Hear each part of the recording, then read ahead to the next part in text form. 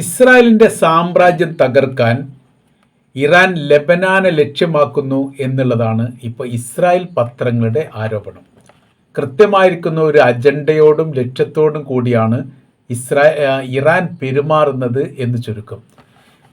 രണ്ട് തരത്തിൽ ഇപ്പോഴത്തെ വിഷയമായിട്ട് ബന്ധപ്പെട്ട കാര്യത്തെക്കുറിച്ച് വിലയിരുത്തുന്നുണ്ട്. ഇപ്പോൾ ഒരു ശാന്തമായിരിക്കുന്ന ഒരു അന്തരീക്ഷമാണ്. കാര്യം അമേരിക്ക ഇറാൻ ആക്രമിക്കുന്നില്ല, അതുകൊണ്ട് തന്നെ ഇറാൻ അടിക്കുന്നുമില്ല. അത് പരസ്യമായ രീതിയിലുള്ള യുദ്ധവുമായിട്ട് ബന്ധപ്പെട്ട ഒരു വിഷയങ്ങളും ഇപ്പോൾ അവിടെ നടക്കുന്നില്ല. ആന്തരികമായി ഓർമുസ് കടലുമായിട്ട് ബന്ധപ്പെട്ട് അല്ലറ ചില്ലറ വിഷയങ്ങളും അസ്വാരസ്യങ്ങളും ഒക്കെ ഉണ്ടാകുന്നു എന്ന തരത്തിലും അമേരിക്ക ഇടപെടുന്ന സമയത്തൊക്കെ വലിയ തിരിച്ചടികൾ ഇറാൻ്റെ ഭാഗത്തുനിന്ന് ഉണ്ടാകുന്നു എന്ന തരത്തിൽ റിപ്പോർട്ട് പുറത്തു വരുന്നു. ഇപ്പോൾ ഉപരോധം പിൻവലിച്ചാൽ ഇറാൻ ലോകത്തിലെ ഏറ്റവും വലിയ സമ്പന്ന രാജ്യങ്ങളുടെ ലിസ്റ്റിലേക്ക് വളരെ പെട്ടെന്ന് തന്നെ കുതിച്ചു വരും. രണ്ട് കാര്യങ്ങൾ അതിനുണ്ട്. കാര്യം എന്ന് പറഞ്ഞാൽ ഭീമമായിരിക്കുന്ന സംഖ്യ അവർക്ക് നഷ്ടപരിഹാരമായിട്ട് കിട്ടും. ഇനി കിട്ടിയിട്ടില്ലെങ്കിലും അവർക്ക് വൻ തോതിൽ പെട്രോളിയം വിൽപ്പന നടത്താൻ വേണ്ടി സാധിക്കും. ഇറാൻ്റെ പെട്രോളിയം എന്ന് പറഞ്ഞാൽ ഏറ്റവും ക്വാളിറ്റി ഉള്ളതും അതോടൊപ്പം തന്നെ ഏറ്റവും വിലക്കുറവുള്ളതുമാണ്. ചൈനയ്ക്ക് ഇറാൻ്റെ പെട്രോളിയത്തോടുള്ള താല്പര്യം അതാണ്. കാര്യം എന്ന് വെച്ചാൽ വലിയ രീതിയിലുള്ള എണ്ണ ഉപയോഗിക്കുന്ന രാജ്യമാണ്. ജനസംഖ്യ കൂടുന്നതിനനുസരിച്ചിട്ട് എണ്ണ ഉപയോഗം കൂടും. 135-140 കോടിയോളം ജനസംഖ്യയുള്ള ഒരു രാജ്യം എന്ന നിലക്ക് അവർക്ക് വലിയ രീതിയിൽ പെട്രോളിയം ആവശ്യമുണ്ട്. അതാണെങ്കിൽ കുറഞ്ഞ വിലക്ക് ഇറാൻ തരും. മാത്രമല്ല ഇറാൻ്റെത് വലിയ ക്വാളിറ്റി ഉള്ള പെട്രോളാണ് എന്നൊരു പ്രത്യേകതയുണ്ട്. അപ്പോൾ ഇസ്രായേലിൻ്റെ സാമ്രാജ്യം തകർക്കാൻ വേണ്ടിയിട്ട് ഇറാൻ ലെബനാനെ ലക്ഷ്യമാക്കുന്നു എന്ന കാര്യം നമ്മൾ പറഞ്ഞു. എന്തൊക്കെയാണ് അതിൻ്റെ ഉദ്ദേശ കാര്യങ്ങൾ പരിശോധിക്കാം. പൂർണ്ണമായ രീതിയിൽ യഥാർത്ഥത്തിൽ ഇസ്രായേൽ പരാജയപ്പെട്ടിട്ടുണ്ട്. അവർ സമ്മതിച്ചാലും ഇല്ലെങ്കിലും ലോകം അങ്ങനെ വിലയിരുത്തുകയും ചെയ്യുന്നുണ്ട്. വിജയപരാജയം എവിടെയും എത്താത്ത രീതിയിലാണ് അമേരിക്കയുടേത്. അതായത് ഇസ്രായേൽ പരാജയപ്പെട്ടു, ഇറാൻ ജയിക്കുകയും ചെയ്തു, അമേരിക്ക എവിടെ എത്താത്ത രീതിയിലുമായി. പരാജയം വിജയവും അല്ലാത്ത രീതി, എന്നാലോ വലിയ പരാജയം ഉണ്ടാവുകയും ചെയ്തിട്ടുണ്ട്. ആ തരത്തിലാണ് യുദ്ധം. ഈ രണ്ട് സാമ്രാജ്യ ശക്തികൾക്കെതിരെയാണ് ഇറാൻ പട നയിച്ചത്. അതിൽ ഇറാൻ വളരെ എളുപ്പത്തിൽ വിജയിച്ചു എന്നുള്ള യാഥാർത്ഥ്യമുണ്ട്. കാര്യം വെച്ചാൽ യുദ്ധം കൊണ്ട് മാത്രമല്ല, അവർ ഓർമുസ് കടലിനെ യുദ്ധത്തിൻ്റെ മുനമ്പാക്കി മാറ്റി എന്നുള്ളതാണ്. അത് ആണവായുധത്തേക്കാൾ മൂർച്ചയുണ്ട് എന്നാണ് വിലയിരുത്തുന്നത് രാഷ്ട്രീയപരമായ രീതിയിൽ. വളരെ കൃത്യതയോടുകൂടി അതിനു വേണ്ടിയിട്ട് നിർമ്മിക്കപ്പെട്ട രീതിയിലാണ് ഓർമുസ് കടലിനും അതുമായിട്ട് ബന്ധപ്പെട്ട രൂപരേഖയും നമുക്ക് വായിച്ചെടുക്കാൻ വേണ്ടി സാധിക്കുന്നത്. കാര്യം അതിർത്തി തൊട്ടടുത്ത് ഒമാനാണുള്ളത്. ഒമാൻ ഒരിക്കലും ഇറാനെതിരെ സംസാരിക്കില്ല. ഒമാൻ്റെ അതിർത്തിയിലൂടെ പോകുന്നൊരു കപ്പലിനെ ആക്രമിച്ചാൽ പോലും ഒമാന് പരാതി ഉണ്ടാവില്ല. കാര്യം ചെയ്തത് ഇറാനാണ് എന്നതിനാൽ. അപ്പോൾ ഇവർ ഇപ്പോൾ ചെയ്യുന്ന കാര്യം എന്ന് പറഞ്ഞാൽ 2025 UN സഭയിൽ വെച്ച് ഇസ്രായേലിൻ്റെ പ്രധാനമന്ത്രി ബെഞ്ചമിൻ നെതന്യാഹു വലിയൊരു പ്രസ്താവന ഇറക്കി. ആ പ്രസ്താവനയിൽ അദ്ദേഹം പറഞ്ഞത് സാമ്രാജ്യം വികസിപ്പിക്കുക എന്നുള്ളത് ഉദ്ദേശ ലക്ഷ്യമാണ്. അതിനുവേണ്ടി താൻ കഠിന ശ്രമങ്ങൾ നടത്തും എന്നുള്ളതാണ്. അതിനിപ്പോൾ Lebanon, Syria, Jordan, Egypt, Saudi Arabia, Iraq അടക്കമുള്ള രാജ്യങ്ങൾ ഇവരിലേക്ക് ചേരേണ്ടതുണ്ട്. അത് സൗദി അറേബ്യ ഏകദേശം പകുതി ഭാഗം മുഴുവനില്ല. ഇറാഖ് എന്ന് പറഞ്ഞാൽ കുറഞ്ഞ ഭാഗം, അത് മുഴുവനില്ല. എന്നാൽ ലെബനാനും സിറിയയും ജോർദാനും ഈജിപ്തിൻ്റെ സിംഹഭാഗവും വരാൻ പോകുന്ന ഭാവിയിൽ ഇസ്രായേലുമായിട്ട് ചേരേണ്ടതാണ് എന്നവർ വിശ്വസിക്കുന്നു.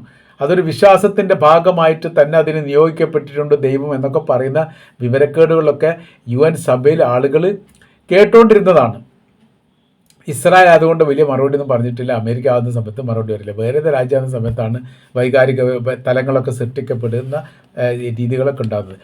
ഇതിൽ നമ്മൾ പറയുന്നത് ലെബനാനെ മാറ്റി നിർത്തിയാൽ സിറിയ, ജോർദാൻ, ഈജിപ്ത്, ഈ 3 രാജ്യങ്ങൾ ഏറെക്കുറെ അമേരിക്കയുമായിട്ട് ബന്ധപ്പെട്ട ഭരണ സംവിധാനങ്ങൾ നിലനിൽക്കുന്ന രാജ്യമാണ്. സിറിയ വീണു, പുതിയ ഭരണാധികാരി അധികാരത്തിൽ വന്ന അധികാരിക്ക് വലിയ രീതിയിലുള്ള സ്വീകരണം അമേരിക്കൻ പ്രസിഡന്റ് ഡൊണാൾഡ് ട്രംപ് നൽകി.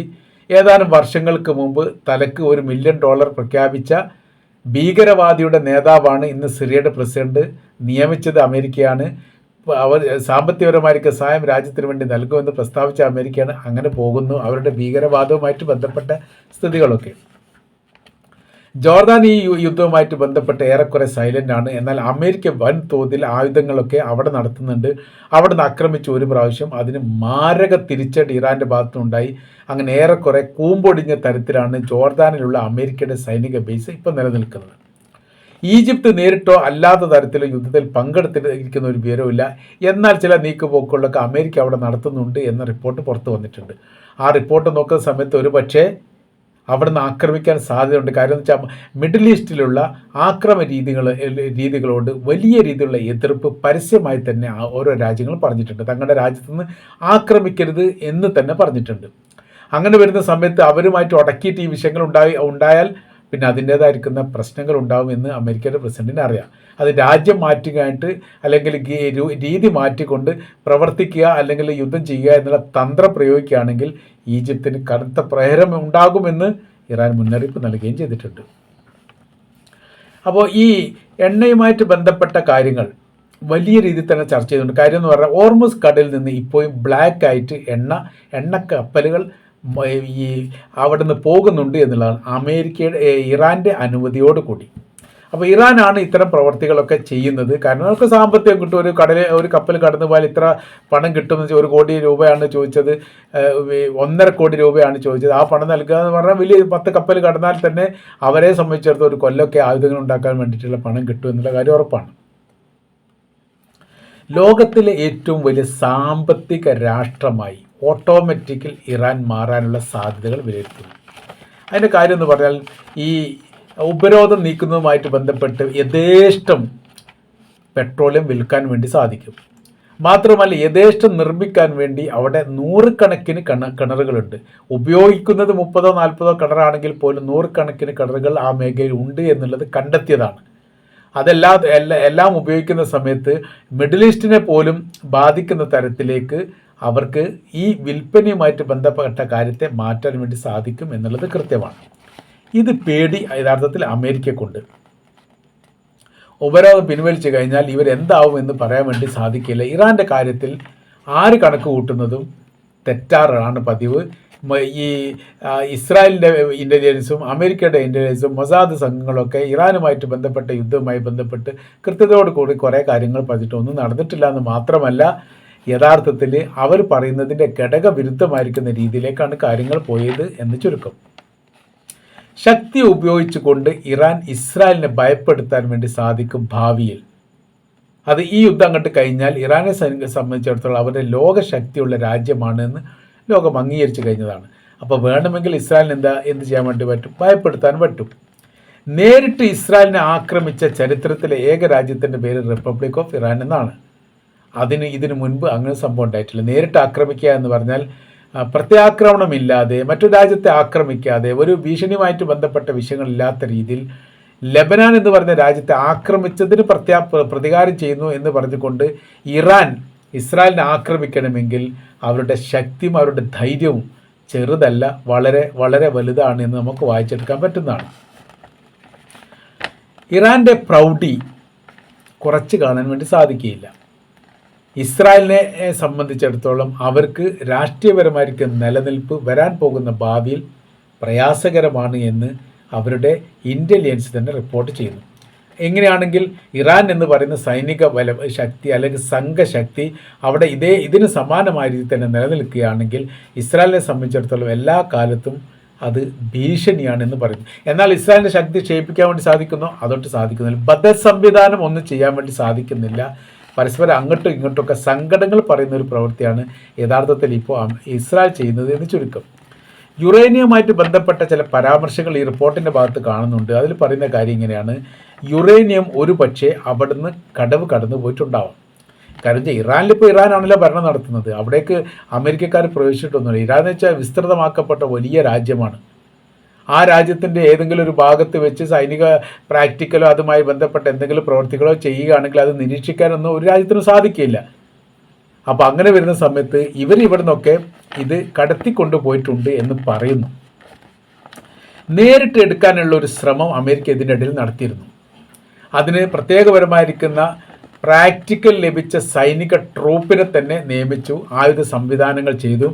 പല മേഖല വെച്ചുകൊണ്ടും അത് മോഡൽ ഇങ്ങനൊരു ഏരിയകൾ ഉണ്ടെങ്കിൽ അത് ഏരിയയിൽ എങ്ങനെയൊക്കെയാണ് എടുക്കേണ്ടത് എന്ന് മരുഭൂ പോലെയുള്ള പ്രദേശത്ത് പ്രത്യേകപരമായിരിക്കുന്ന ടെൻറ്റ് പോലുള്ള സംവിധാനങ്ങൾ കെട്ടിയുണ്ടാക്കി അത് ഇറാനാണ് എന്ന് കരുതി അങ്ങനെ വലിയ രീതിയിൽ പ്രാക്ടിക്കൽ ലഭിച്ചിരിക്കുന്ന ഏകദേശം 2000-ലധികം US സൈനികരെ ഇറാനിലേക്ക് പ്രവേശിച്ചുകൊണ്ട് അവിടെ ഉണ്ടായിരിക്കുന്ന അവരുടെ യുറേനിയം സമ്പുഷ്ടീകരണം പുറത്തെടുത്ത് കടക്കാൻ വേണ്ടിയിട്ടുള്ള വലിയ പ്രാക്ടിക്കലൊക്കെ ലഭിച്ചിരുന്നു.